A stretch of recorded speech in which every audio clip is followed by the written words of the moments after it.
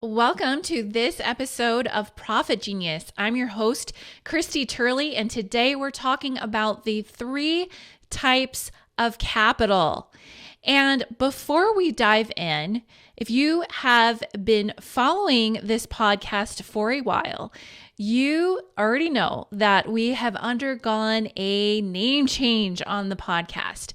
And so what does profit genius really mean? And this is totally relevant to today's topic as well. If you look up the origin of the word profit, which of course we know means to gain, the origin of the word, when you look up the etymology, it means benefit, spiritual benefit, advantage.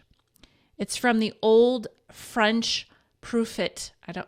I don't speak French. I speak Spanish, so I don't know how to pronounce that. But yeah, in essence, it means profit and gain. Well, what really was interesting to me is this idea of a spiritual benefit or advantage. And we're not talking about religion or spirituality. We are actually talking about something else, which we'll dive into deeper. It's one of the 3 types of capital, spiritual capital, in addition to material capital and social capital. So we'll talk about all 3 types.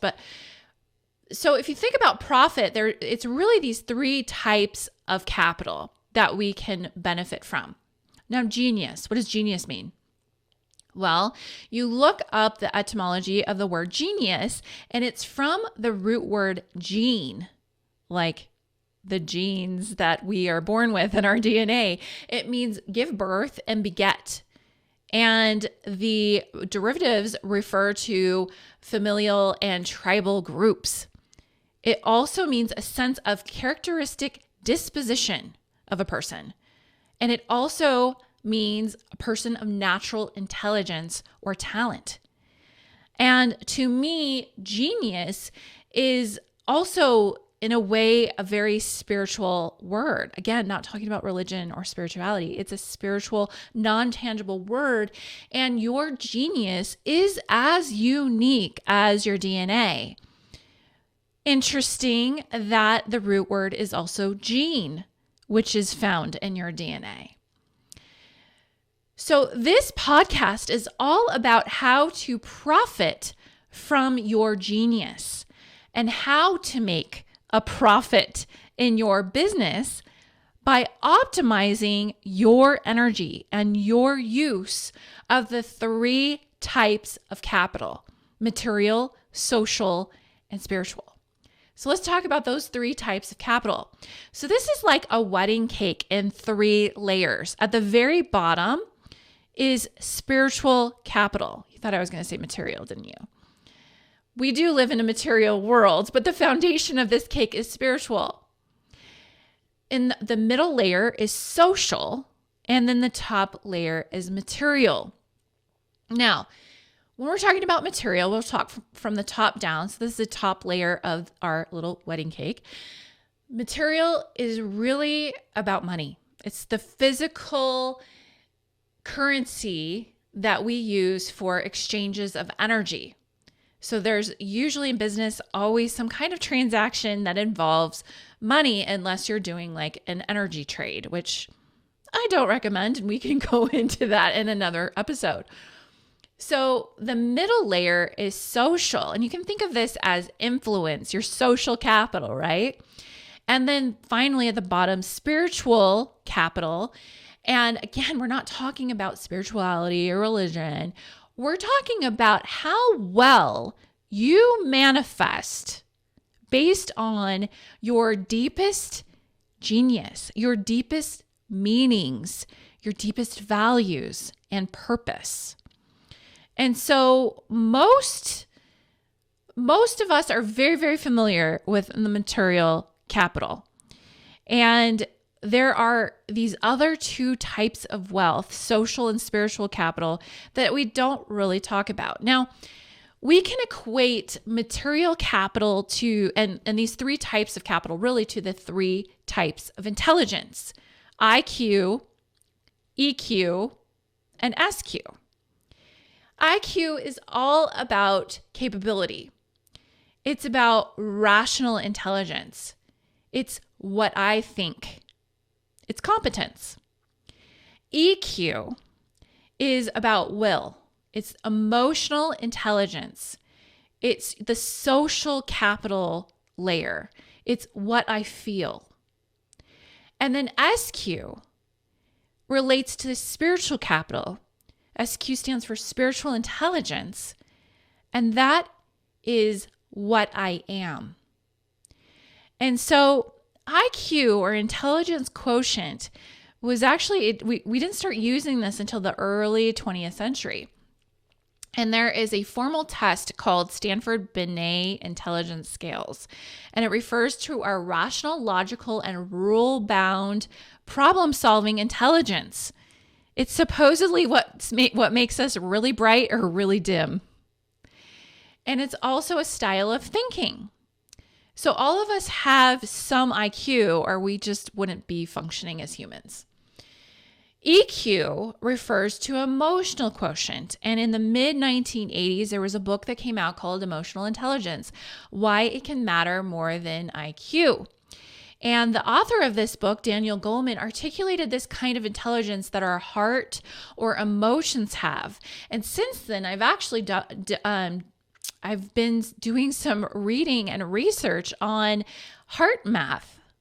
And someone, I don't have the name of the guy right now, but someone actually discovered that there are more neurotransmitters in the heart than that are found in the brain. Our heart has a humongous electromagnetic field that can be measured. So our heart, that emotional intelligence, the seat of trust and empathy and emotional self-awareness and self-control, and being able to respond appropriately to the emotions of others and get a sense of where they're really coming from, that is hugely important. And that forms the middle layer. It's more important than material capital. It doesn't replace it, but it's what material capital is lying on top of, if you want to think of it as that. Without proper spiritual capital and social capital as your foundation, material capital is going to be harder to manifest. It's a capacity issue. SQ, or spiritual intelligence, that underpins IQ and EQ. So with spiritual intelligence, we have the ability to access higher meanings, values, abiding purposes, and unconscious aspects of ourselves. And we're able to live more fulfilled, more rich, more creative lives. So when we have a broader spiritual intelligence base, that means at the very foundation of that cake, that means that we have a greater capacity for social capital.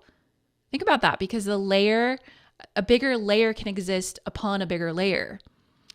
And we also have a bigger capacity for material capital, for wealth, for financial abundance.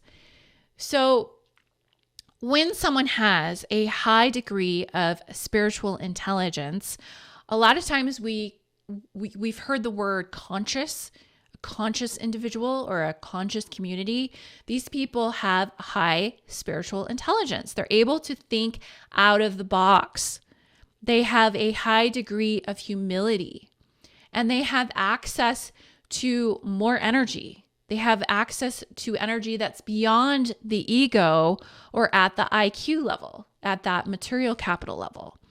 And it goes beyond just, me, myself, and I and my day-to-day concerns. It's much broader than that. So spiritual intelligence can actually be fostered by applying 12 principles. And I'm going to go through those principles. The first principle is self-awareness.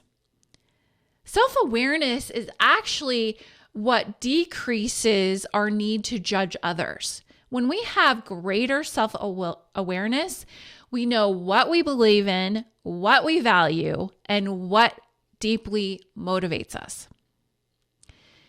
The second principle is spontaneity. We can live in and be responsive to the moment.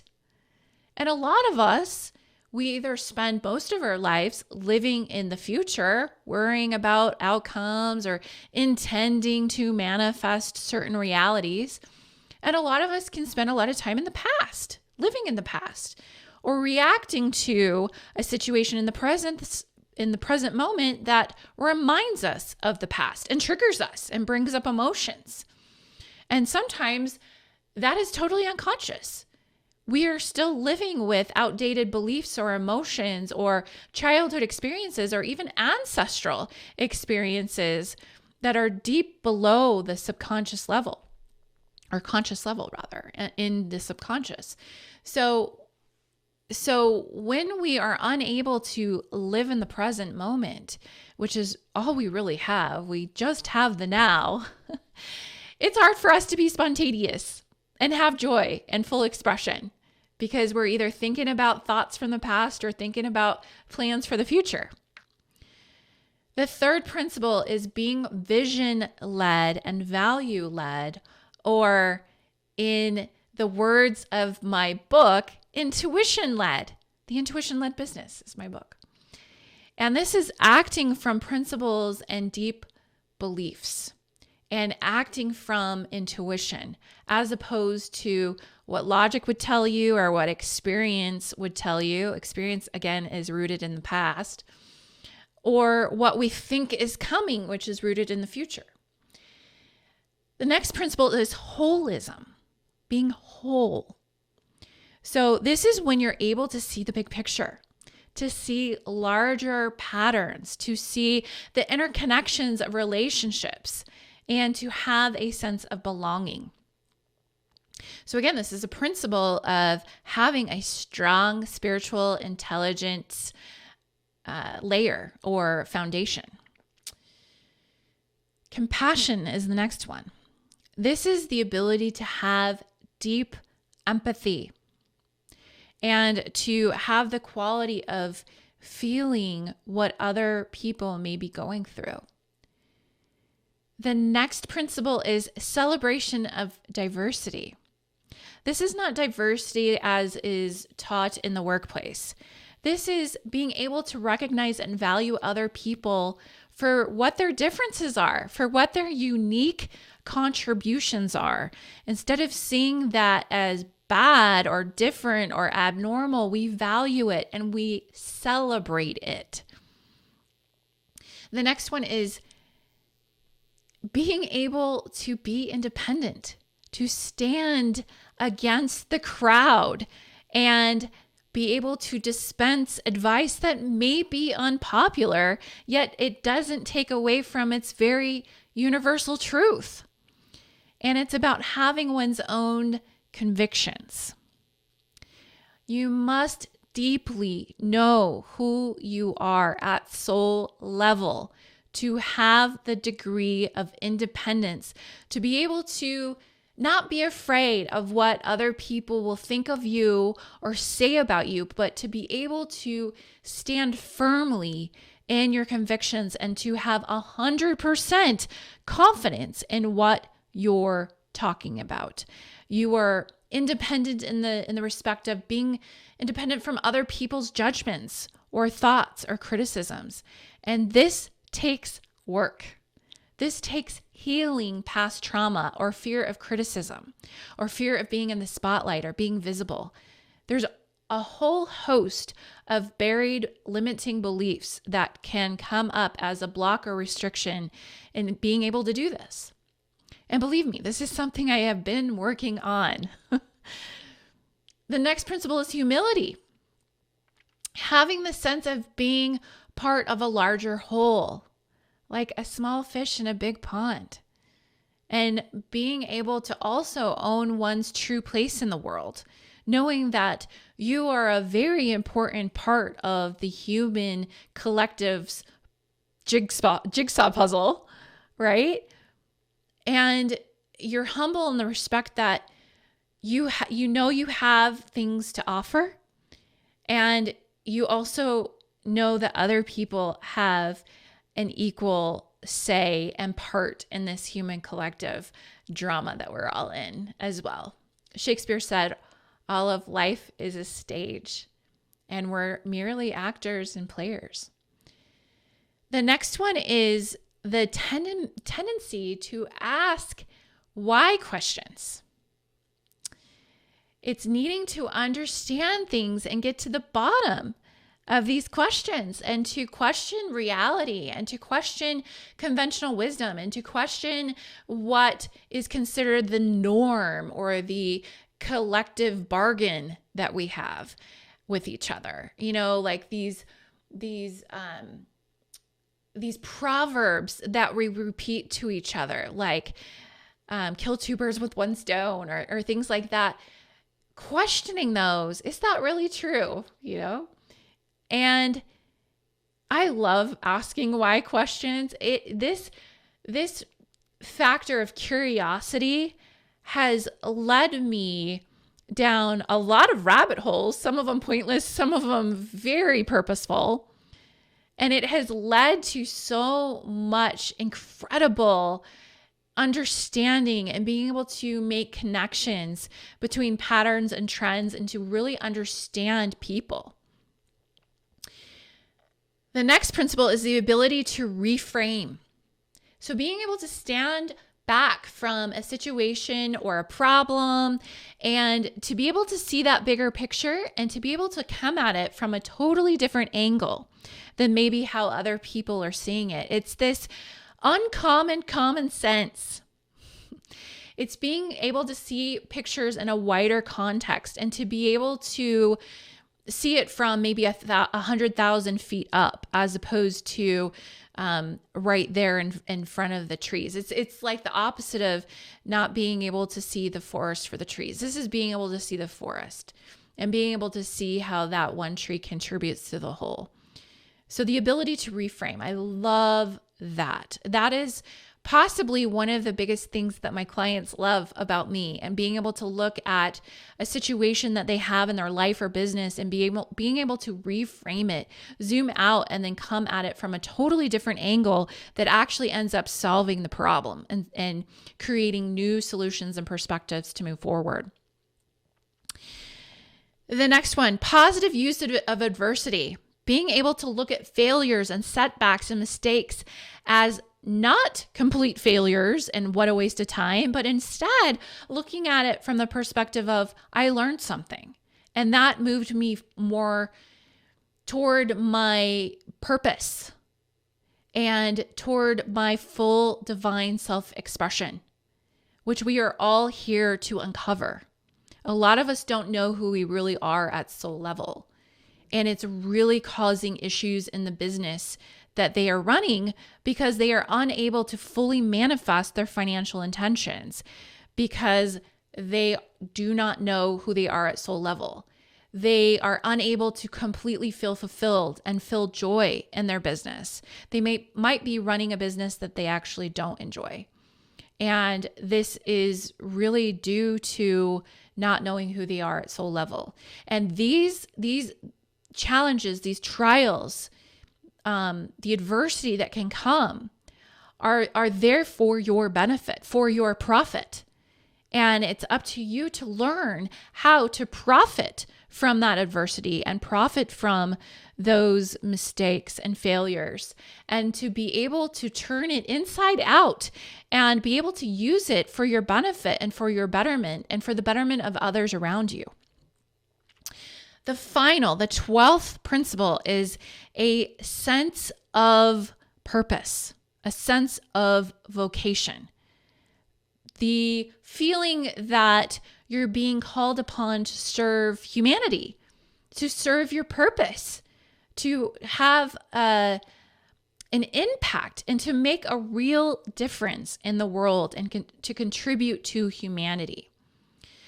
So when we have a broader spiritual, intelligent base, this spiritual capital at the bottom, we naturally will have more social capital, and we naturally will have more material capital. It actually all flows from that spiritual capital, that spiritual intelligence.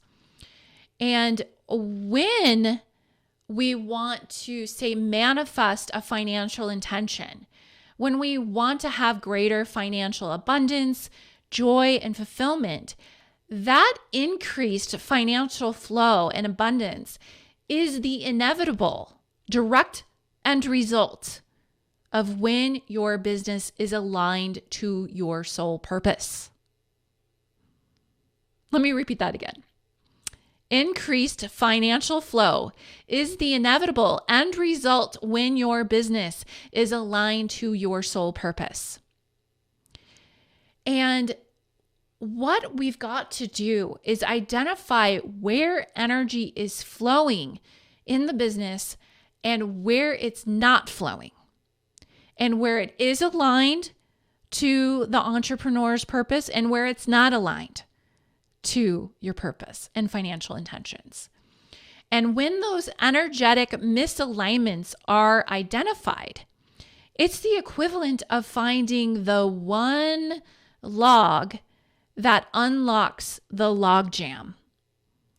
Back when they were, before like trains and some of these modes of transportation were developed, people who worked in the forest to chop down the trees and to build homes and buildings, they used the river to flow these logs down the stream, down the river. And every once in a while, there was a log jam. And this log jam looked like a traffic jam. It's like no one's going anywhere. The log jam a lot of times was unclogged by removing just one log so that all the other logs could flow freely. So when we find these energetic misalignments, these things that are causing a lack of flow, a lack of financial flow or abundance flow or energy flow, any kind of thing that's manifesting in your physical life that you don't want, is an indicator, a symptom of a lack of flow, energetic flow. And so finding those energetic misalignments is like finding that one log to unlock the log jam. And in reality, there are actually a lot of logs. We can have a lot of logs or areas of your business that aren't currently in full alignment with your divine soul expression and your purpose and your financial intentions. So let's say you wanted to make 6 figures this year or 7 figures this year. There could be a number of areas in your life and business where it ain't going to happen because you've got a lack of flow. When everything can flow freely, then you're free to manifest those intentions as long as they're aligned. And so some of those areas that we look for energetic misalignments are, of course, all the areas of your life, like relationships. There have been times where there's a relationship issue that is actually causing financial flow. And it might not even be what you think. It might not even be like a client relationship, which would be the obvious type of relationship. It could be actually like a marital relationship is causing an energetic misalignment, which is causing a lack of financial flow. So there's areas of the life and areas of your life, and then there's areas of the business. And areas of the business can include marketing, sales, your offers, your pricing, clients, products, services, your team, which can include any kind of contributor, an employee, a contractor, an advisor, a coach, a partner, a mastermind partner, a spouse, other well-intentioned people. Any of these people could be actually contributing to energetic misalignments in your business. And of course, lastly, business systems. So what I love to do is actually help people identify these specific areas that are causing blocks in flow and what specifically can be changed in each area for increased abundance. And what's really interesting is unlocking what's misaligned can have exponential results. For those of you who might not know what I mean by exponential, most of us work in a linear fashion, linear growth, 1 by 1 or 10% by 10%. Exponential is like when you go from 2x to 10x. That's exponential. So I'll repeat that again. unlocking what is misaligned can create exponential results. So I have this little infographic, and I'm going to leave this in the show notes of this episode. And it's really quite interesting. So pretty much everyone knows this main formula of when you look at your prospects that you have in a business and you multiply that by your conversion rate, like how many people do you have to talk to make a sale? And then multiply that by the lifetime customer spend, like how much money they actually pay you over the lifetime of that customer, that equals your revenue. So prospects times conversion rate times lifetime customer spend equals revenue. Like pretty much everyone knows that that's how business operates. Well, here's what's really interesting. This is what has fascinated me throughout business and helping clients is that if we take the conversion rate, like let's say we're talking about your website, and we could be talking about in-person clients as well. But let's just say for universal purposes, because pretty much everyone has a website nowadays, that if you have a certain amount of prospects or visitors come to your site and a certain percentage of those people end up being a sale or a actual customer where there's an exchange of money, that's your conversion rate. So if you can increase your conversion rate, like let's say you doubled your conversion rate, you went from like 0.5% to 1%. It's not really a dramatic lift if you think about it, 0.5 to 1%. That's a doubling of a conversion rate though. If you double that, your revenue in a snap doubles. Run it through the math. It works. You double your conversion rate, you double your revenue. It's dramatic. Okay, well, it doesn't stop there.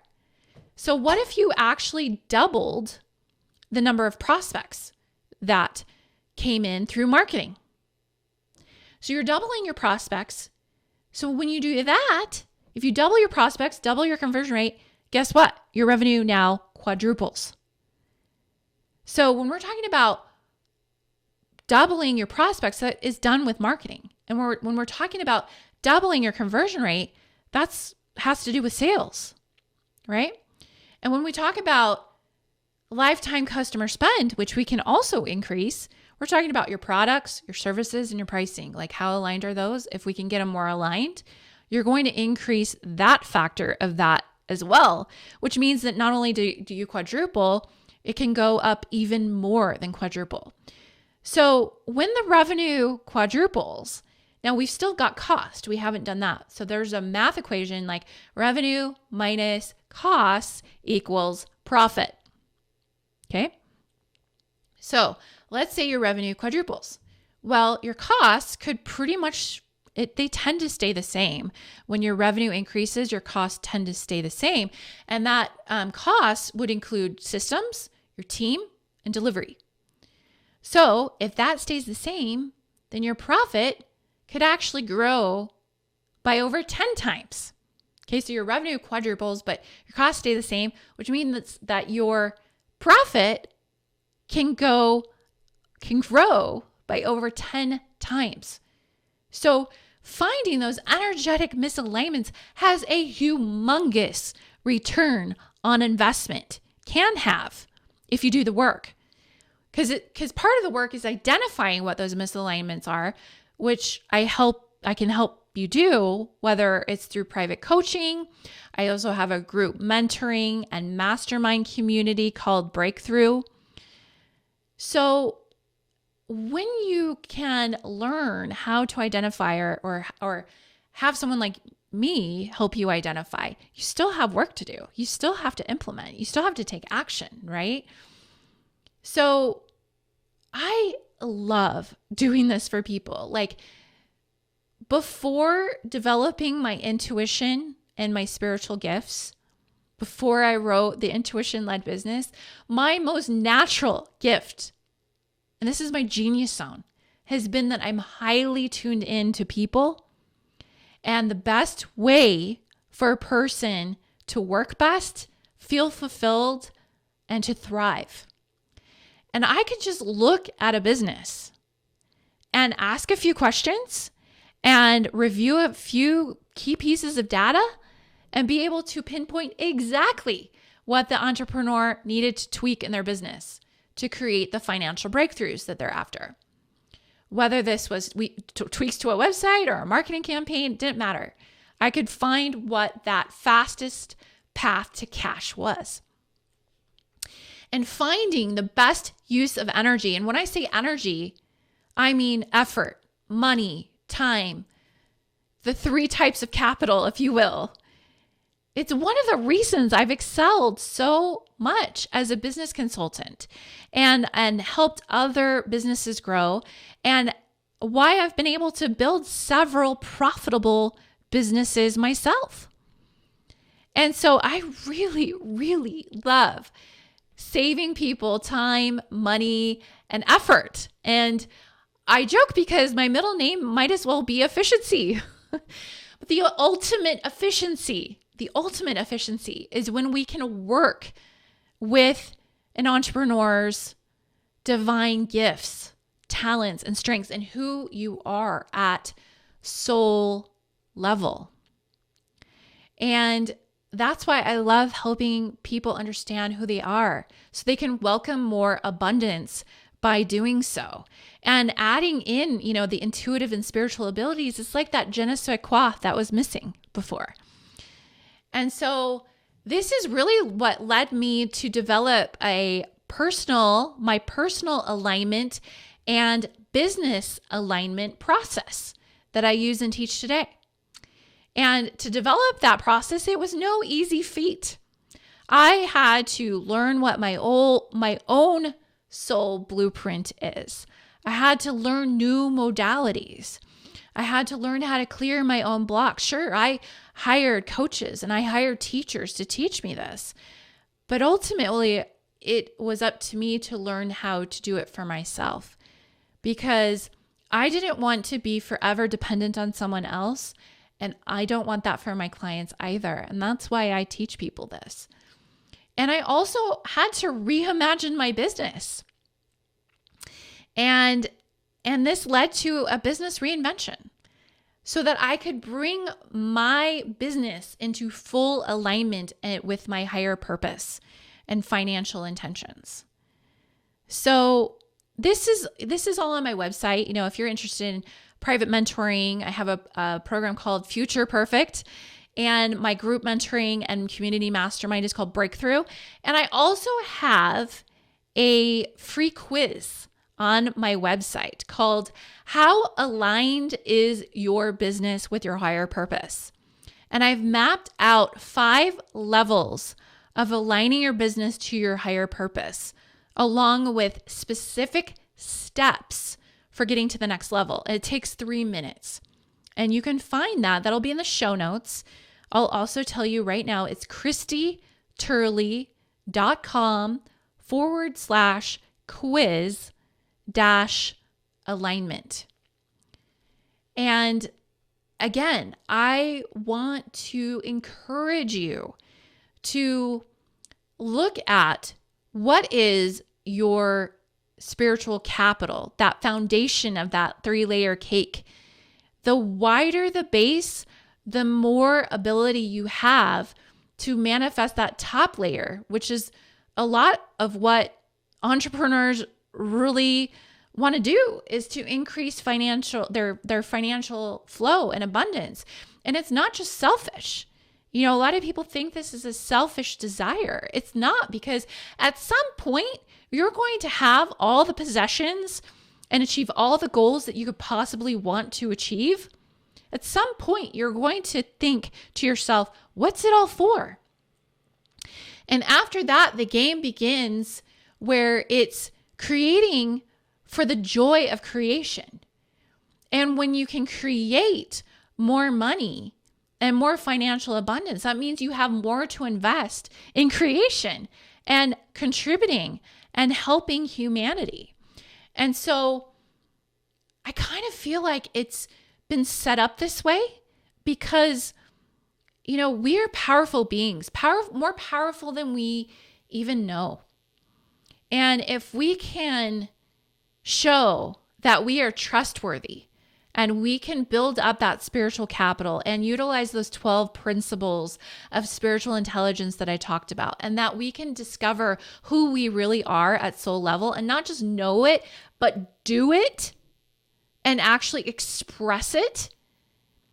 I feel like it's a little test that the universe, God, source, whatever you want to say, puts us through, ourselves, our higher self. We're put through that test. And the reason why the spiritual capital is at the bottom as the foundation is because of that test. The more we can prove to almost like to ourselves that we are capable and we are responsible and we will do what we know we can do and what we came here to do, then we will be blessed with more social capital, that middle layer, and more material capital. And that is exactly what we will be exploring further in this podcast, Profit Genius.